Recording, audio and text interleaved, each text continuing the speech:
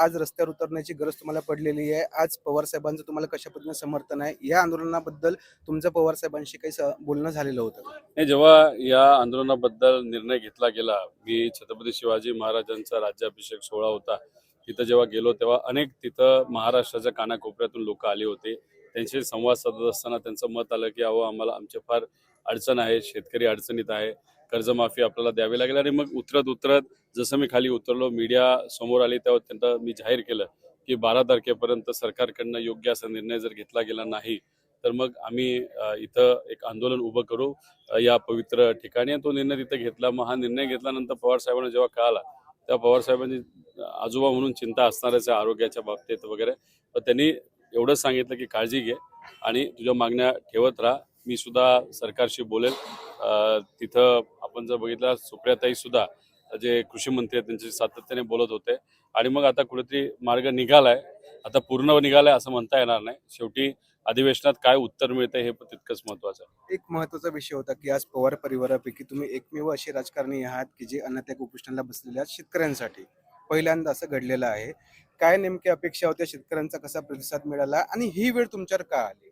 काका आजोबा कृषी मंत्री होते तरी तुमच्यावर ही वेळ का आली? हे सत्ता आपली कुठे आहे? केंद्रात आपली नाही, राज्यात आपली नाही. आणि मग कुठं ना कुठंतरी आपल्याला मार्ग हा सत्याग्रहाचा तरी घ्यावा लागतो, नाही तर रस्त्याच्या लढाईचा घ्यावा लागतो. कांदा आंदोलन करत असताना आम्ही रस्त्यावरची लढाई लढलो. त्यानंतर काही विद्यार्थ्यांचा प्रश्न होता तेव्हा रस्त्यावर झोपलो. काही आमच्या शिक्षकांचा प्रश्न होता तेव्हा ग्राउंडवर मुंबईला त्यांच्यावर राहिलो. आणि मग आज इथं हे आंदोलन केलं. 800 किलोमीटर मी चाललेलो आहे.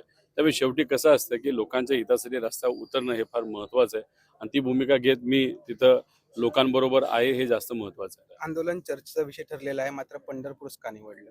नाही, इथं कसं आहे की इथे सामान्य लोक येतात, इथं शेतकरी येतात. आणि वारकरी संप्रदायामध्ये आपण बघितलं 99% हे शेतकरी आहेत, मजूर आहेत, ग्रामीण भागातले आहेत, शहरी भागातले पण आहेत. पण कुठं ना कुठंतरी ग्रामीण भागाची नाळ त्यांची आहे, शेतीची नाळ आहे.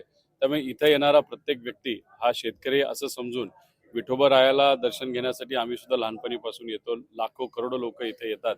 त्यामुळे इथं या पवित्र ठिकाणी आंदोलन होणं हे आमच्या सर्वांसाठी महत्वाचं होतं. एकतर विठोबरायाचा आशीर्वाद, लोकांचा आशीर्वाद आणि लोकांचा पाठिंबा या अनुषंगाने आपण पंढरपूर निवडलं होतं. याच सरकारने तुम्हाला आश्वासन दिलेलं आहे. या आश्वासनावर तुम्ही समाधानी आहात का? हे सरकार तुमच्या समस्या सोडवेल का? शेतकऱ्यांच्या समस्या सोडवेल का? नाही, एवढं समाधानी आहे असं नाही, पण शेवटी कसं असतं की खूप ताणायचं नसतं. ताणलं तर आपल्याला नुकसान होत नाही, सामान्य लोकांना, शेतकऱ्याला नुकसान होऊ शकतं.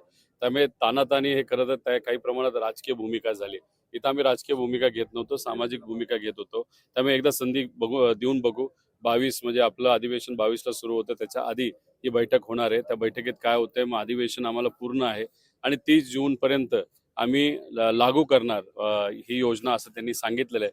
त्यामुळे बदल झाल्याशिवाय आम्ही त्यांना लागूच करून देणार नाही. त्यामुळे आता या पहिल्या चर्चेत मुख्यमंत्री साहेब काय बोलतात हे आपल्याला बघावं लागेल.